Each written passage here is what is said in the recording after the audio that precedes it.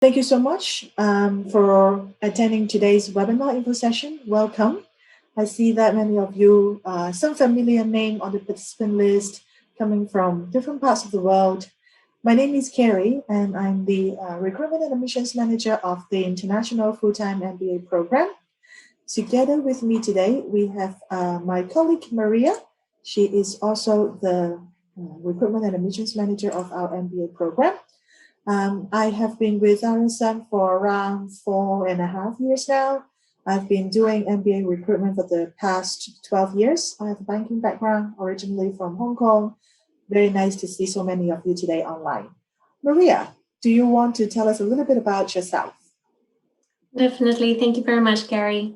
Hi, everyone. Thank you for joining us today.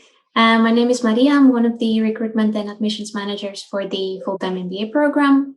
I take care of the region of the Americas, and I'm relatively new to the team. This is actually my first webinar, and I'm really excited about that. And well, I hope you will find the information we'll be sharing with you today very useful. Thank you so much, Maria. A little bit of housekeeping rules. If you have any questions or any comments, you're very welcome to put it in the Q&A box. And at the end of this presentation, we are going to pick up some questions from the floor, and then we'll answer here live. This session will be recorded, and if for any reason you join late or you have to leave early or you have technical difficulties that you drop the line, we will send you the recording in the coming few days after the webinar. So let's see what we're going to talk about today. Let's take a look at the agenda. So first of all, we are going to see the curriculum of this one-year MBA program. Some of you may have read our brochure or have checked our website, but maybe some of you are the first time really looking into materials of our MBA program. So we are going to tell you a little bit about the program, and then you will get to know what kind of classmates, who are they, where are they from, what kind of industries, what kind of roles, who are they that you're going to be studying with. And then also about some soft skills training of the MBA, not only business training, but also like leadership development, how do we do that? And then maybe a question that is commonly asked these days is about how about pursuing your MBA under the pandemic. What is happening in the classroom now? Do we go online? Do we have physical classes? How does it affect the career opportunities after the MBA? How is the job market here in the Netherlands or in Europe in general? So we will also describe and tell you what is happening now. And then we're also going to go through the admissions and application process. At the end, we will pick up some questions and answer here live. So feel free to share your questions in the Q&A box. Now let's take a look at the curriculum. RSM offer a one-year international full-time MBA program. We start our MBA always in January. We only have one intake every year. So if you're thinking about when you should be doing the MBA, then you may want to pay attention. We don't have any September or fall start date. Our start date is always in January. So for example, now we are accepting applications for the January 2022 intake. Our current students, they have done their program for like 5 months now. So what happened during this 1 year? The first half of the year are containing the core courses, we call it, including the foundations and practice of management. In our classroom, not every student has a business academic background. Or even if they do, maybe they specialize in one area, finance or marketing, etc. So you may actually need to learn the comprehensive knowledge of an organization. For example, different parts of the business, finance, strategy, HR, economics, operations, in order for you to have full understanding of business and the integration of different function of management function in the organization. So that's why the first half of the program will be the core courses. I always tell candidates, you like it or not, you have to study all these courses. And then in the second half of the program, you will have more freedom to choose what you want to concentrate. For example, we have our advanced course where you can choose your career concentration, We have 5 different career concentration, namely finance, marketing, strategy, sustainability, supply chain and operations management. Depending on what your post-MBA goal is, then you may want to choose what kind of concentration. Besides the advanced course, you can also choose these courses through your electives in the last term. We have around 35 to 40 different electives for you to choose from, and you're going to pick 3 to be your electives. On the screen now, on the curriculum, you can see some of the more popular electives, but we have a full list. If you want to see the full list, let us know, so that we can maybe share with you, maybe by email, then you can see in which area, what kind of courses that are available, is it weekday, is it weekend, then you can see and plan your electives. There are some also very interesting elements in the program. One is the highlight of the program, the Living Management Project. The Living Management Project is a 4-week project that you and your team will work closely with a company here in the Netherlands. Most of them are global brands, plus 1 or 2 startups. What you will do in these 4 weeks, you need to help them like an external consultant on their live case, on the actual problem they're having it now. In these 4 weeks, you will first, of course, understand what is the question, what do you need to do? And then your team will work closely with your colleagues over that company. And after 4 weeks, you will need to present your solutions. During the first half of the program, you will have done a lot of case studies already. We always use Harvard business cases, so the top quality. So you have already built up a good experience in case cracking. So this LMP helps you to really practice in a live scenario. You will get feedback from the company. You will also get feedback from our professors. Every team will be assigned with a professor. Depending on the topic of the project, then the professor is usually the having the specialty of that topic. So what are the companies that have come so far? There are quite many. For example, we have had Nike, we have Philips, we have Friesland Campina, we have UPS, we have Nederland National, the Amsterdam Trading Bank. So there are quite many companies from different industries, global brands, participating in this project. I always tell students that this is one of the most exciting academic part of the program. It's going to be very intense because you only have 4 weeks, but you're going to really learn a lot. Besides this, you will also have your study tour, which usually happens in term 3 or term 4. We go to different destinations worldwide. Every destination is with a theme. So usually we offer 12 to 14 different destinations with the particular theme. For example, if you are very interested in strategy, then you may want to go to Washington, D.C. for the one in business and politics. If you're very interested in entrepreneurship, maybe you go to the one going to China. If you're interested in corporate finance, we have one going to Frankfurt. If you're interested in fintech, we go to Toronto. Marketing going to LA. Green economy going to Iceland. And Lisbon is about social impact. So there are quite many topics. Again, if you want to see the full list that we have been offering, I would suggest you to send us an email so that we can send you the list as well. Besides all this, we also have an opportunity for you to go for an exchange if you want. Exchange is possible and is optional. It can happen in term 4. We partner with other top business schools in the world to do the exchange 3 to 4 months from September to December. Mind you, if you go for an exchange, then you won't be doing the very attractive elective here in RSM, and you won't be doing the study tour. So you need to choose. I was talking to a candidate like 10 minutes ago, and he told me that it's going to be a very tough decision. Should I go for an exchange? But the elective, the study tour, everything is, and the opportunity of doing an internship is also really appealing. So I said that, well, you don't have to decide it now. You can decide it during the program. If you decide not to go for an exchange, you decide to stay, while doing your elective, you actually have quite some free time because the elective timetable can be quite flexible. So you may have 2 days or even 3 days off every week for your own development. What you can also do, you can make use of this free time. Apart from job hunting, you can do a part-time internship. Internship again is optional. It's not something that you are asked of or required to do it. Quite some students do it, especially those who want to make a career switch in terms of industry or roles. They really want to do an internship first to start with and to also show that they have the ability to do that, to gain some experience.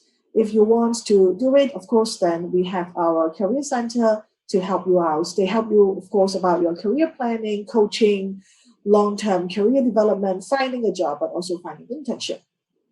We have introduced a new element in our curriculum. It's called project time. So this is quite interesting. As some of you may know, RSM mission statement is to be a force of positive change. We embrace sustainable business and making positive impact. Project time is an element that we introduce into the curriculum. In this 1 to 4 weeks, you are going to use design thinking to develop, let's say, a service or a platform, a product, which is about sustainable business. And from last year, the examples and the pilot the years before, I have heard many interesting stories. For example, reusable shampoo bottle or toy renting platform. So these are the ideas that you can develop during the MBA program. And in the future, when you start working again, you can use these ideas and examples and experience that you gain to bring positive impact to the corporate or nonprofit environments. So this is a little bit about the curriculum, which is shown on the screen now. If you really need a copy, then you can also request a full brochure from our website or send an email to us and we will send it to you. Besides business knowledge, I believe many of our students, they want to develop what we call the soft skills or the leadership skills, which is important because MBA is not, or working is not only about knowing the finance, knowing the formula, or knowing how to make how much money.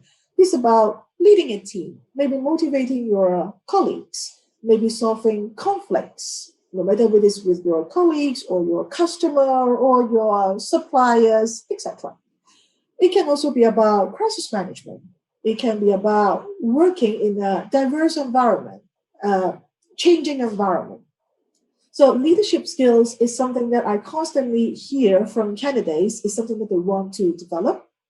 No matter whether you are currently an individual contributor, a team leader, a manager, a director, or your own boss. So this is something that you will need, no matter what kind of role you play in a team. In RSM, the leadership development is also part of a very big part of the curriculum. You may have seen it just now in the curriculum page. Alongside with all the academic courses, we also have the PLD, Personal Leadership Development Program. So what do? You will be assigned a coach. So you will be assigned actually a coach, one for career coach, one as a life coach. The career coach, obviously, is going to help you in your career planning.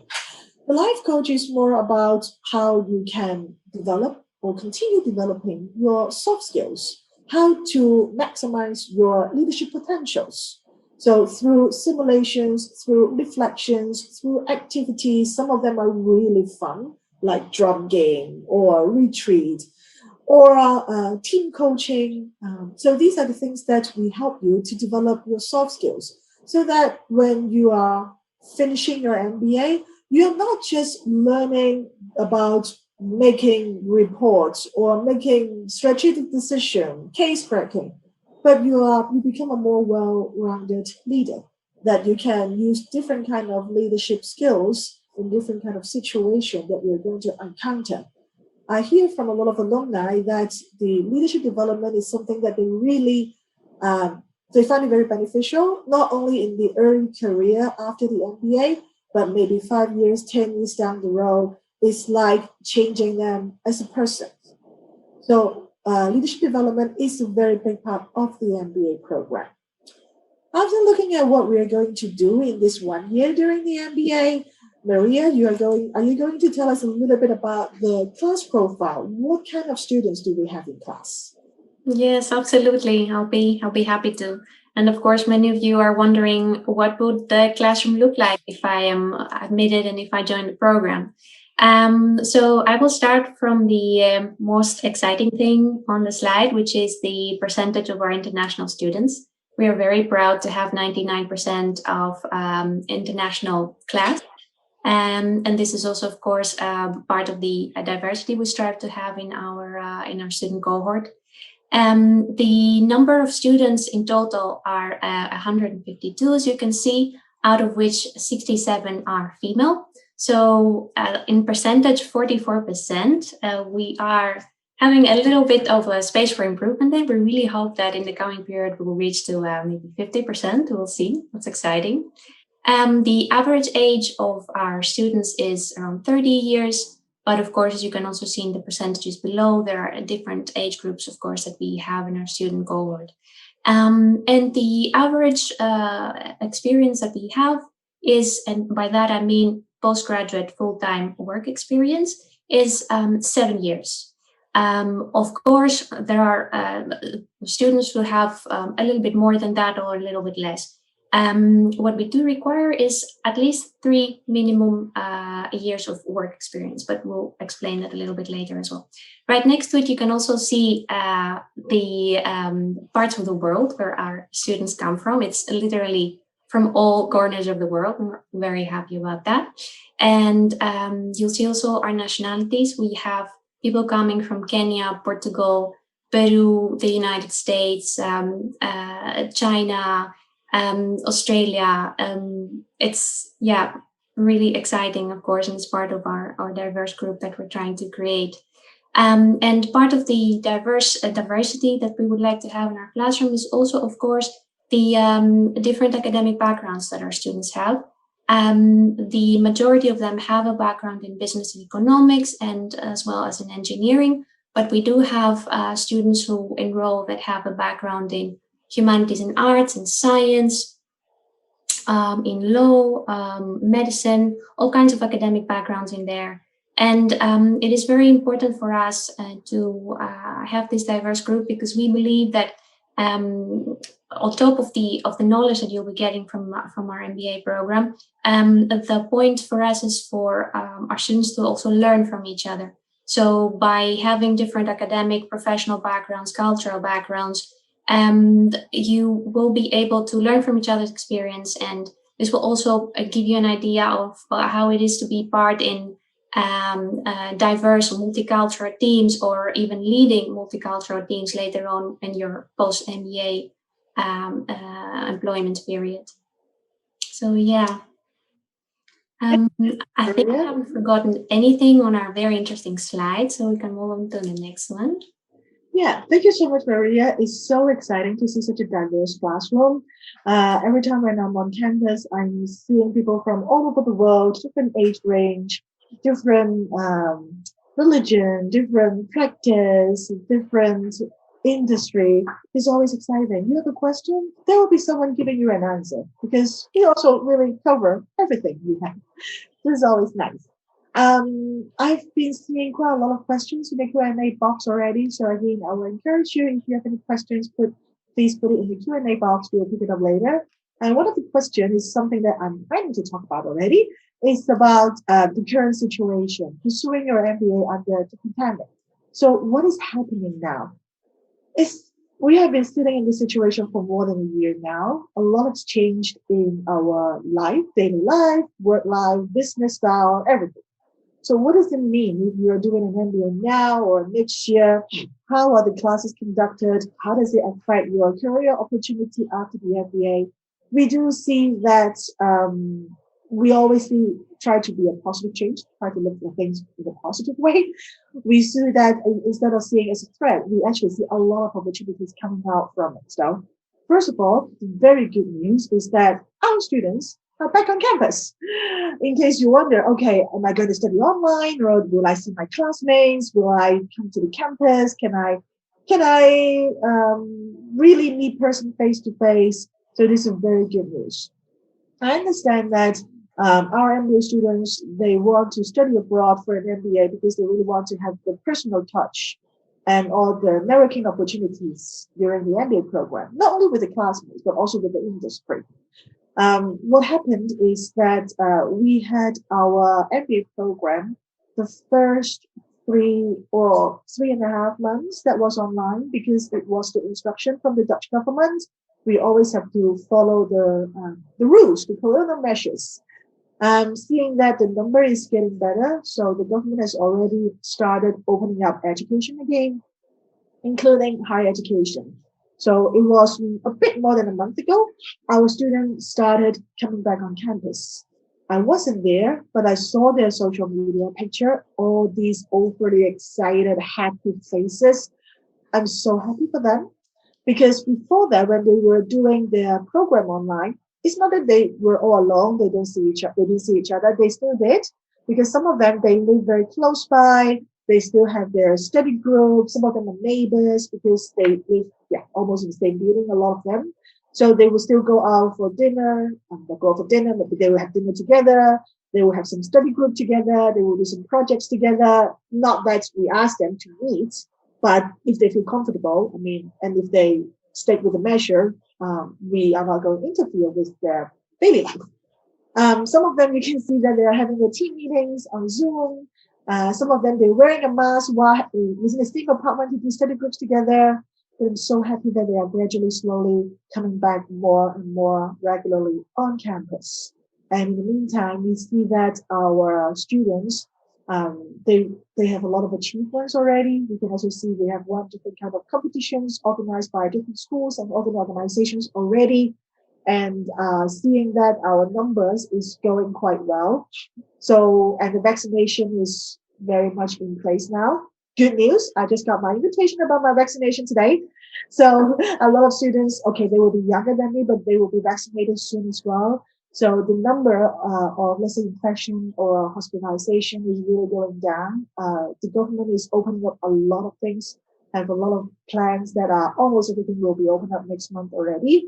So we do see that our students will be having more and more in-person interactions. And the school approaches, since we can now do a little bit more things face to face, we are planning to have more activities for our students than the usual time so that they can really catch up what they have missed in that 3 months. What is going to happen next year? We don't know yet. Winter will be coming at the end of the year, but with a lot of vaccination in place, we are hopeful that we can deliver physical education. But of course, at the end of the day, we will need to stick with any measures that is imposed by the government. So good news for now. Hopefully, it will stay well coming all the years to come. So let's stay positive. If you want to know what kind of normal student activities we have, you can also see it on the screen. You can see how they actually have their leadership course, their study tour, different kind of gatherings, MBAT. MBAT is quite a highlight in terms of social life of our students. MBA tournaments. We have joint school sports events with other business schools here in Europe. So usually they go to Paris for 4 days, and then they will have not just study, they don't study together, but they will have some social events together, a great opportunity for networking, not only within our own school, but also with other professionals from other business schools as well. So I can see that our students, they are really expanding their networks through our MBA program. And then we will want to know how about the post-MBA career opportunities? Do people find a job nowadays? How does it affect? We do see that, to be very honest, I have been in touch with quite a lot of alumni because I recruit them. So I also care about what they are doing now afterwards. So the common feedback is that it was honestly quite challenging to find a job last year. I think for the first 9 months, that is usually what they told me. From January, when the COVID started. So until September, there were quite some students who didn't really get a chance to even have an interview. They sent out a lot of applications. They didn't hear a lot. But things has started changing since October last year already. So they have then, because at the beginning of the COVID situation, a lot of companies, they had a hiring freeze, or they had to do a restructure, or they had some layoff as well. But then they figure out that, okay, as long as the company is still here, they need to hire people. They need people. So they started hiring back, and they have to hire more now because, yeah, things are, the economy is booming back again. It's rebounding. So starting from October last year, students are having a lot of interviews, invitations, and then many of them, they actually found a job. There was a delay. I think it was quite a scary time for many of them, but I'm so happy to see that most of them, they accept an offer afterwards. I remember I was talking to a Taiwanese candidate, student, alumni now. He said that for 9 months, he didn't get any interviews at all. But then from October onwards, in 3 months' time, he had 45 interviews. 45 interviews in 3 months. And obviously, he accepted one of them. He got a job offer, and he's working now in the Netherlands. And he said that there are still headhunters or HR recruiters contacting him to see if he's interested to switch jobs. So what we see is that, for example, Amazon, they had a hiring freeze earlier, and then they had a delay. So instead of starting in January, our students starting in August instead.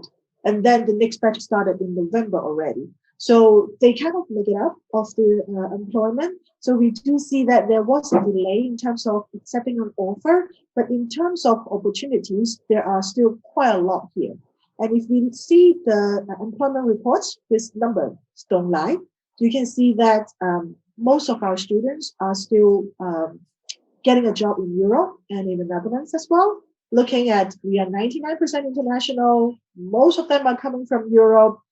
Actually, most of them, they successfully relocate to Europe through the MBA program. And then you can see that most of them find a job 3 months within graduation. And then some of them have changed their industry, have changed their role as well. I'm so happy to see that many of our recent alumni, you can see now on screen, most of them are from the class just graduated, and maybe some of them are from the year before. They are coming from all different parts of the world, and then they are now working in the Netherlands or in other parts of Europe, Luxembourg, UK, etc. You may see that most of them are female because we promote women leadership. I'm not saying that only female candidates get a job, but I tend to like to put female alumni to be on screen. Sorry, gentlemen. So just want to show you that there are different kind of industries, especially in the Netherlands. We always have a very strong economy here in the Netherlands within Europe. We have a very diverse industry here as well. So we have strong tech-based companies, consumer products, supply chains, and these are the industries that is actually doing very well at the moment, although some other industries may be suffering. So you can see that we have a very strong foundation of economy, and they are really still hiring a lot of people. I personally know a lot of friends who are switching jobs. So I wouldn't be too worried if you will be coming to do the MBA program next year, because definitely the economy will be recovering, and then we expect that there will be even more opportunities now and next year. So this is a relief. Talking about working in the Netherlands or in Europe, maybe Maria, do you want to tell us, because this is another question I actually received. How is the working situation here in the Netherlands? What kind of visa policy do you have, considering if you are an MBA student or graduate? I don't speak Dutch. I only speak English, or maybe I speak Spanish, I speak Hindi, or I speak Japanese or Portuguese. Is it a problem? I mean, obviously, Maria and I, we are both an expat working here in the Netherlands. So I don't know how your Dutch is, Maria, but I'm still doing my Dutch lessons online. Tell us, how is life being an expat in the Netherlands? How easy or how difficult is it? Yeah, of course. I mean, considering Dutch language, I've been living in the Netherlands for 11 years. I'm originally from Greece, and it took me quite a few years to learn the language for many reasons. One of which is that the Dutch are such good English speakers, especially in the biggest cities. You will not have any problem at all communicating in Dutch in your everyday life. Everyone will reply back to you in English, perfect. Even if you try to learn the language and then you try to practice, and people will understand that you come from abroad, and they will try to make your life easier and their life easier as well, and they will reply back in English. So there goes your chance to practice your Dutch. In terms of employment, we have a lot of, like you said as well, multinational companies who have their offices in the Netherlands. They use English as a common language, and they strive also to have multicultural groups in their workforce. So I wouldn't see that there's a problem at all there with learning Dutch. I mean, of course, later on after your MBA, if you think that I would like to stay for a couple of years more and you feel like you want to learn the language, be my guest. It's nice to learn it at some point, but it will for sure not be an obstacle for you living in the country and also finding a job later on. And regarding the visa, that's also a very good question. So throughout the program, you will get assistance from us is to be able to get an 18-month student visa.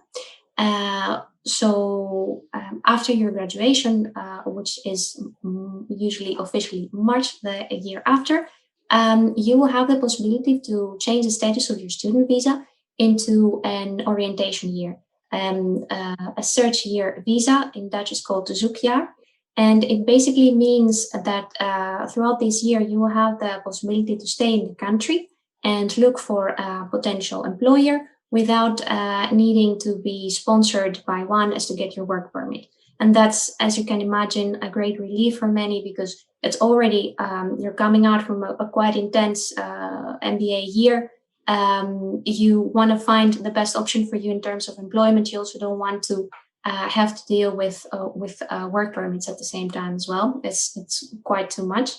If you can make use of this 1 year search of this 1 year visa, the search year visa, from 3 years from the moment of your graduation. So let's say you want to take a break, or for personal, professional reasons, you want to go back into your country of origin, your country of residence, you can do so and then come back in the Netherlands and look for job opportunities here as well.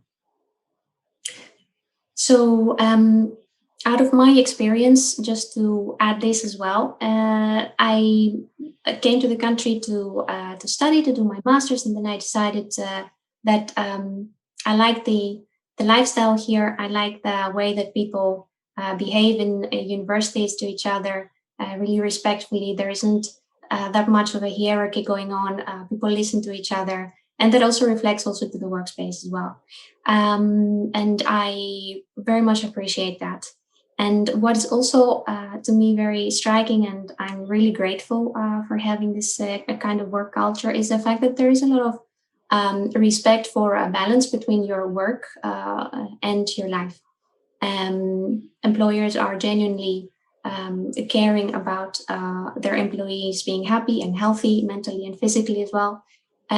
Because of course, in the long run, if things don't go well, this will affect their performance also. So this is the mentality, the mindset behind how the Dutch are taking care of issues in the workspace as well.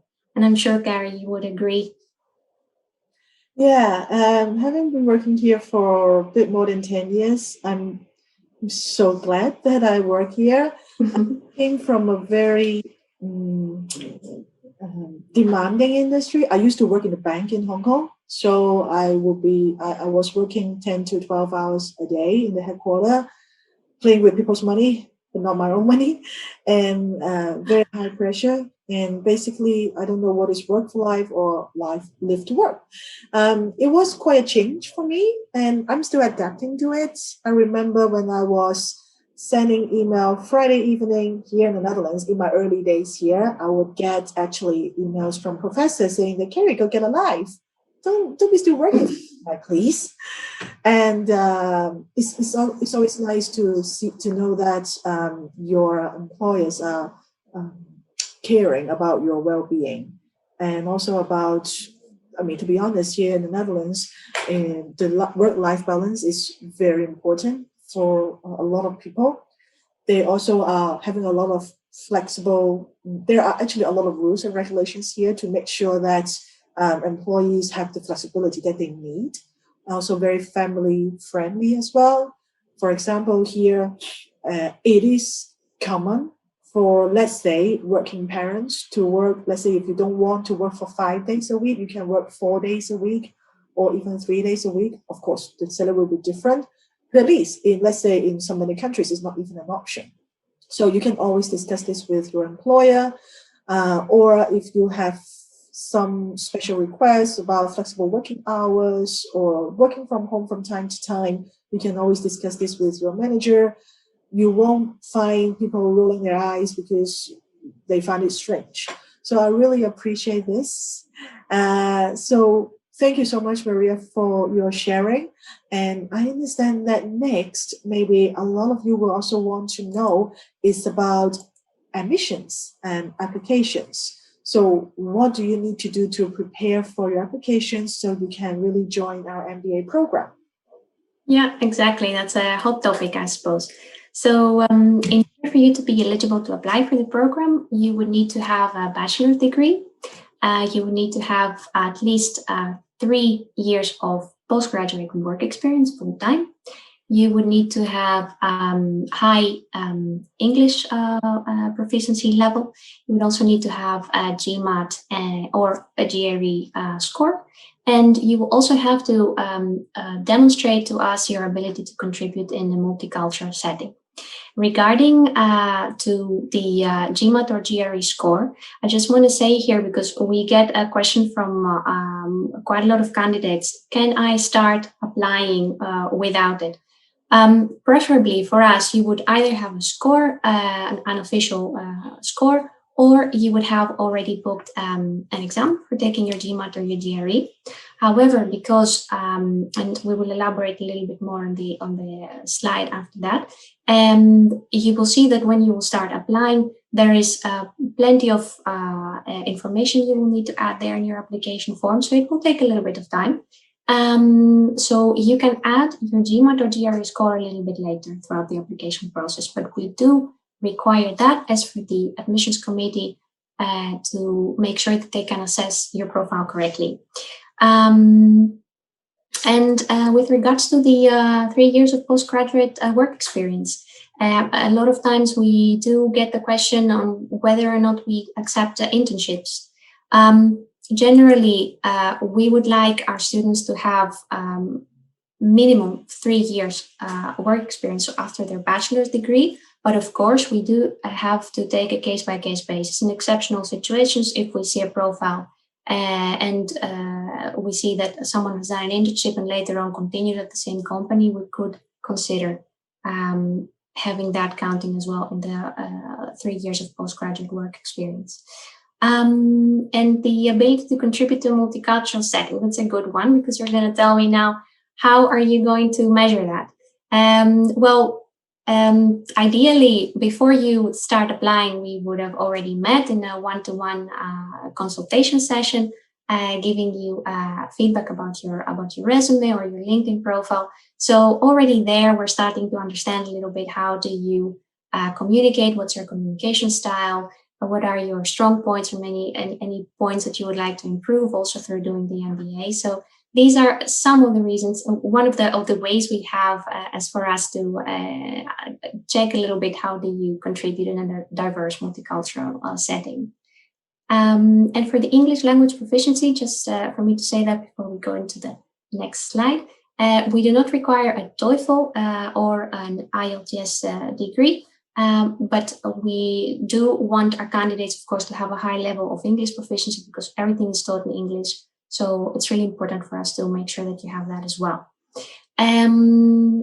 As you can see now in this slide, our application rounds, we have one closing in on the 8th of June. The next one that is coming is the 3rd of August, and another one on the 5th of October, and the last one we have is the 2nd of November.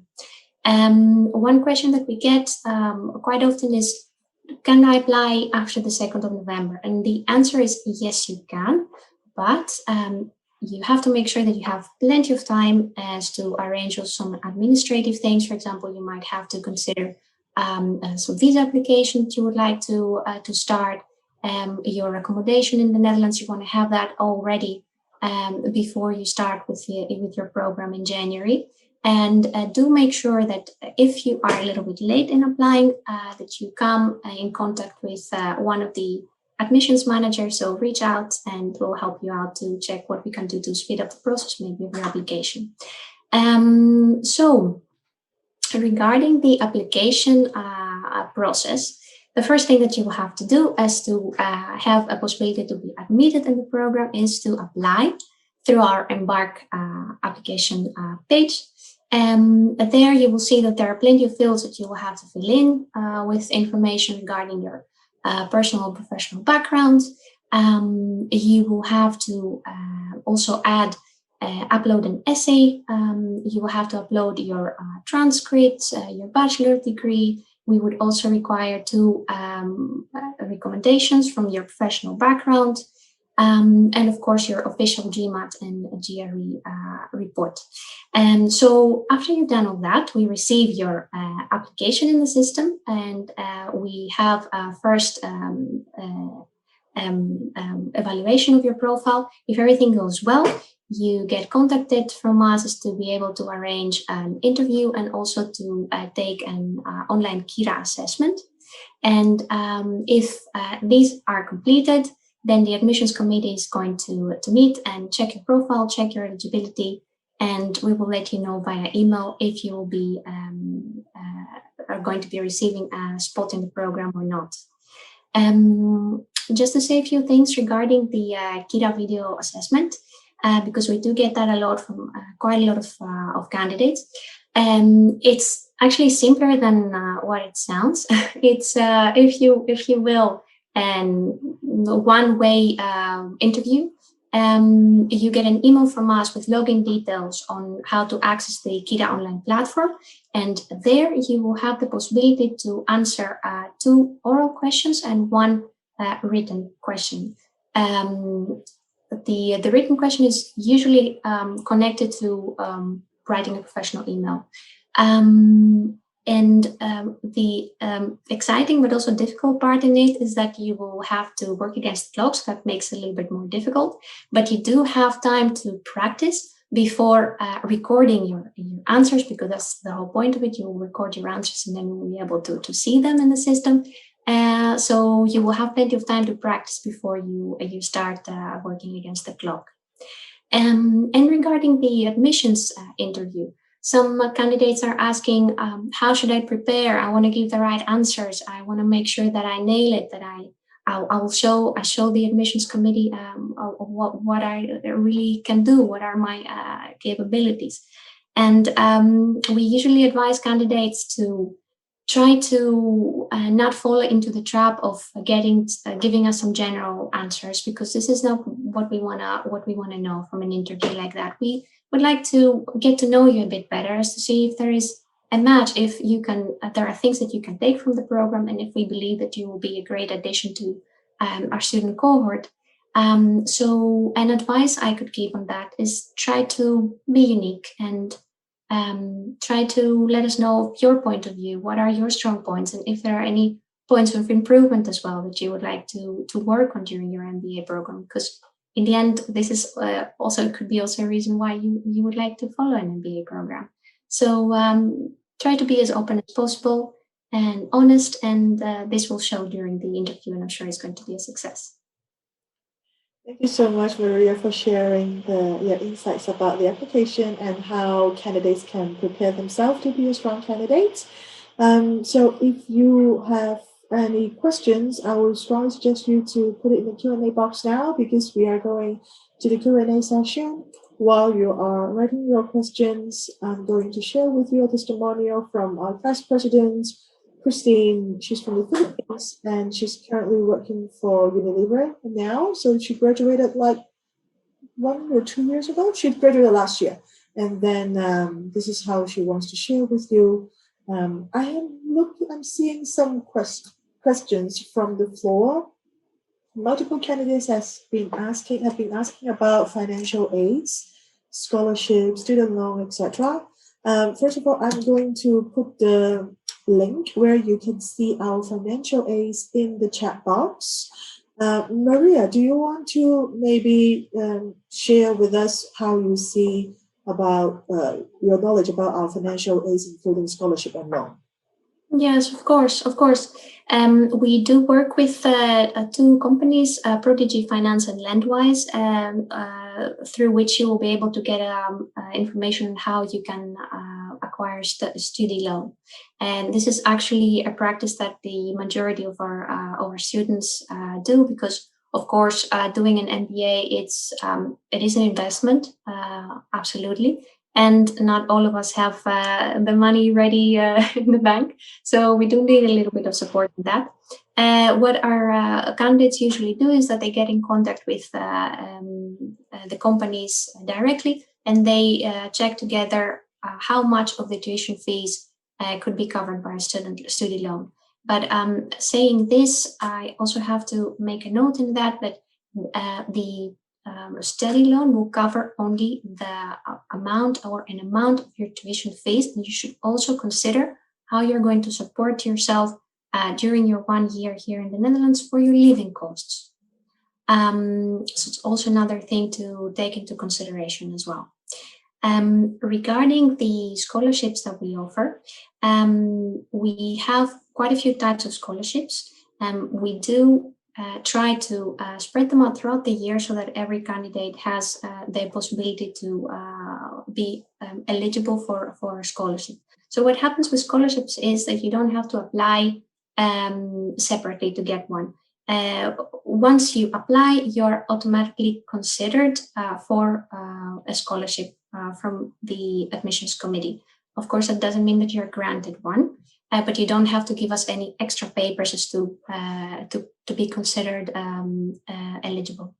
The vast majority of our scholarships are based in diversity and merit. We will be checking, for example, or the admissions committee will be checking your profile, how your personal, professional life, your achievements so far bring this extra value into the student cohort. And if you had stellar GPA scores, for example, or if you have a really good Gmat score, and the whole combination there tells us that it is an exceptional profile that we're dealing with, then you have really high chances of being awarded a scholarship. And you find out if you will be getting a scholarship when you will hear from us at the end of the evaluation line, let's say. In the email of when we'll be informing you whether or not you'll be getting a spot at the program, we'll be also letting you know if you will be awarded a scholarship as well. Mm-hmm. Thank you so much, Maria, for sharing this with me. Scholarship and the loans, like student loans, are like the common topics in terms of financial aids. Like what Maria said, I mean, many of our students don't have all the money in the bank before they join the program. It's more than half, or 60-70% of our students actually combine their saving or any scholarship they get plus a student loan. So we are happy that we can be working with both Prodigy Finance and Lendwise to provide a loan. I would suggest you to also check with these two providers when you apply to the MBA to do a comparison. How much can you actually get?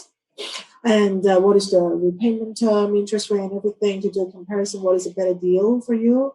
And then you can decide. And this is a much better investment options, instead of waiting and trying to save money to the point that you, to the day, hoping the day that you will have enough funding. So why don't you actually take the loan and then earn the money later on after the MBA program? So thank you so much for sharing. I received another question. It's about contacting our alumni. How do we know more about their student life and etc.? So in the chat box, I'm sharing a page where you can see our student profile. You can see students from different years, their experience, their stories. And if you want to contact any one of them, please you can send them a message on LinkedIn. LinkedIn it is the best way to get in touch with our alumni, our students, because they all have it. They all have the LinkedIn training, so they should have a good profile on it. So and they should be active as well. So it's also a very popular tool for our students and alumni to keep their networking. So feel free to send them a message. They may have a lot of people sending a message anyway, so try to maybe add personal touch, a quick introduction who you are while you're approaching them. What do you want to know? Something that they may help, for example. I have another question. It's about Gmat again. Gmat GRE. It's like every day I hear this question. It's about do you have a minimum requirement for Gmat or GRE? Do you accept online test? What do you consider as a competitive Gmat score? Maria, since you were talking about admissions and applications, do you want to share with us how we admissions team look at Gmat? Yeah, definitely. Thank you. And you're right. It's a question that we get really often from candidates, of course.